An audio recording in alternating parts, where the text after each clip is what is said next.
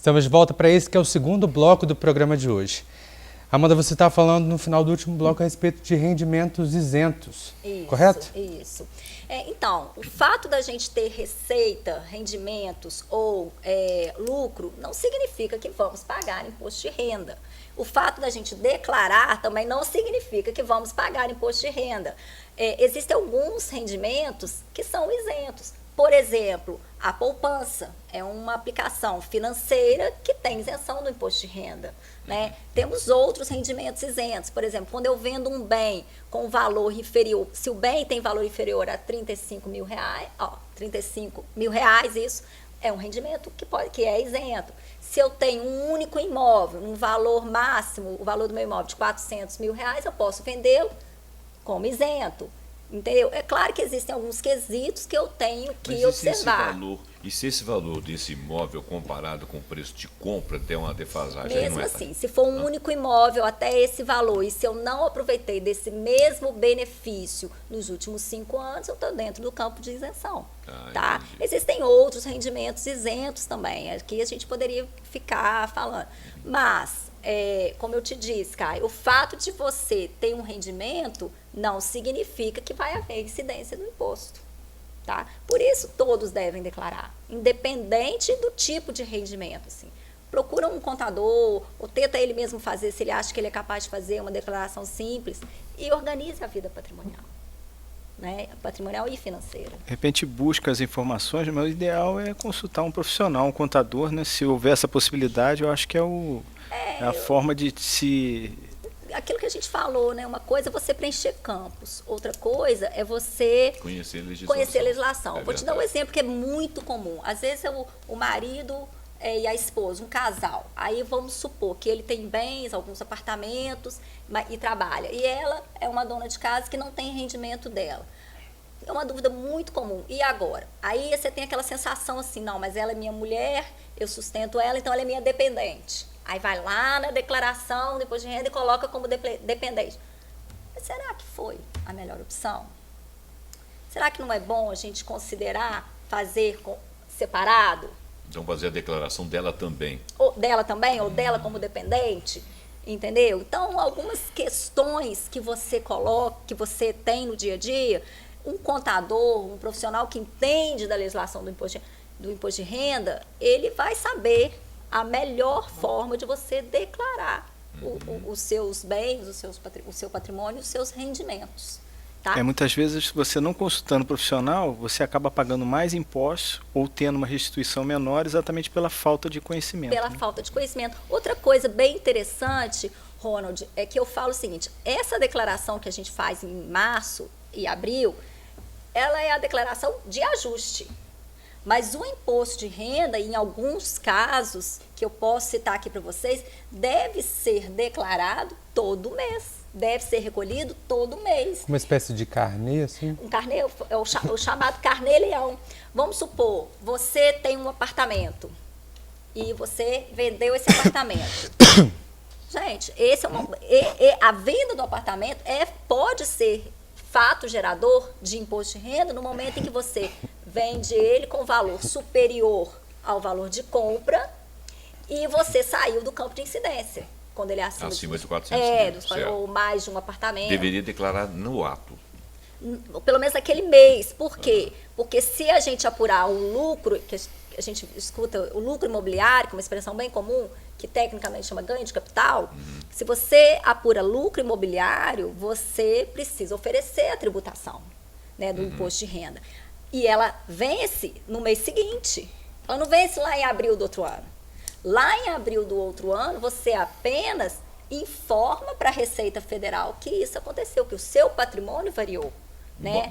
Demonstra uma transparência, mas o fato gerador... fato já aconteceu, o fato acontece durante todo o ano. É muito comum um empresário, ou qualquer pessoa, ir lá no meu escritório, aí eu tenho as informações do ano passado, aí eu começo assim, e o carro, tal.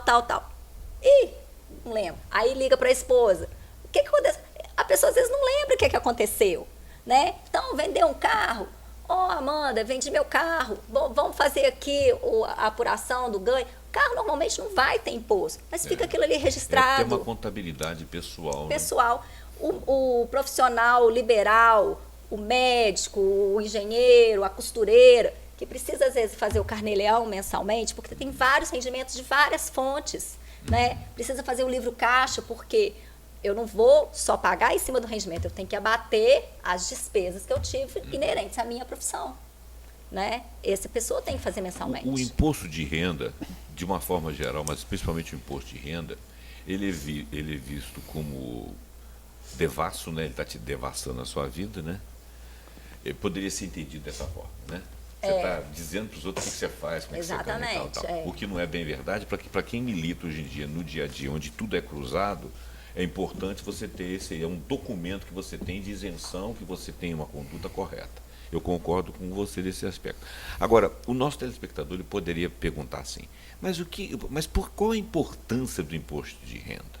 Né? Porque, por exemplo, quando criaram a legislação lá que teve o FGTS, que acabaram com aquele negócio da multa rescisória e passaram a fazer o FGTS ele foi muito importante ser pago ao governo, porque o governo movimentou e aquilo entrou no sistema de habitação.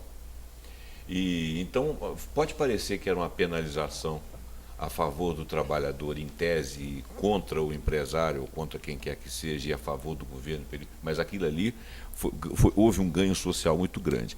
Então eu acho que assim, o imposto de renda, independente, como você mesma falou, do uso que se faz, ou que os governos, esse ou aquele governo faz, o imposto de renda ele se justifica porque ele está centralizado em algum tipo de trabalho dentro da sociedade. Eu queria que você falasse um pouquinho disso aí, justificando o imposto de renda, assim, mostrando a necessidade dele. Então, veja bem, Abraão, os impostos, de uma forma geral, eles não são necessariamente vinculados a alguma despesa. Por exemplo, é muito comum, vou ir além do imposto de renda, é muito comum a pessoa passar de carro numa estrada esburacada, numa rua esburacada, e falar assim, eu pago meu IPVA e essa estrada está esburacada. IPVA não vai para asfaltamento. O IPVA vai para a saúde, por exemplo. Então, não é um imposto vinculado.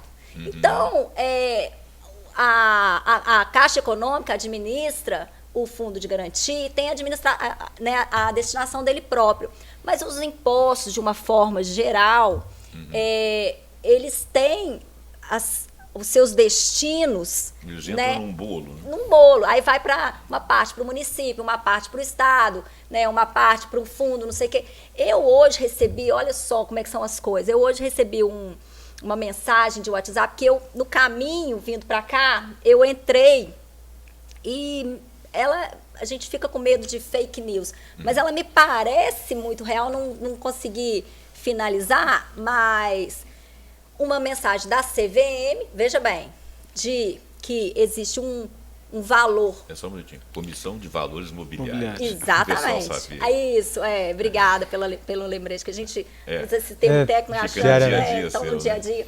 Mas veja bem, que existe um valor de 500 milhões de reais disponível, né, para pessoas, cidadãos comuns, que tiveram seus impostos, que pagaram impostos entre 1967 e 1983, se não me engano, porque naquela época essas pessoas que recolhiam impostos, elas poderiam destinar uma parte do imposto para um fundo, chamado Fundo 157. Eu lembro disso. E era um fundo que ficava ali. Algumas pessoas já resgataram o fundo, mas muitos não. E tem lá um valor disponível para resgate. E tem gente que já morreu e não resgatou. Os herdeiros podem reaver. Opa! Entendeu? Então, entrem lá no site da CVM, busca lá Fundo 157, coloca o CPF do seu pai, da sua mãe e veja se há disponível. Então, você veja bem, o brasileiro, o Caio falou aqui, se eles estão...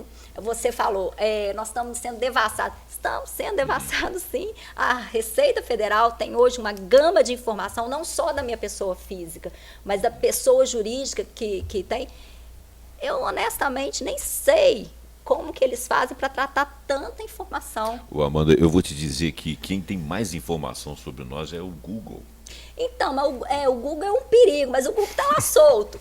Agora, mas se ele juntar aquilo tudo ali, sabe mais que a Receita Federal. Então, mas aí eu tenho mais medo da Receita Federal. Muita gente tem esse medo da Receita Federal pela temida malha fina. Então, Caio, a malha fina, gente, eu morro de rir da malha fina, porque o meu cliente, tem gente que chega lá no escritório, tirando onda com a malha fina.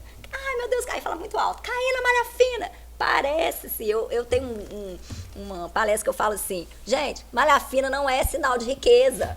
Malha fina é sinal de burrice. É sinal de que a sua declaração está errada. Vamos entender por quê, então, daqui a pouquinho? Vamos entender. A gente vai fazer a última pausa do programa de hoje, a gente já volta para continuar conversando sobre o imposto de renda.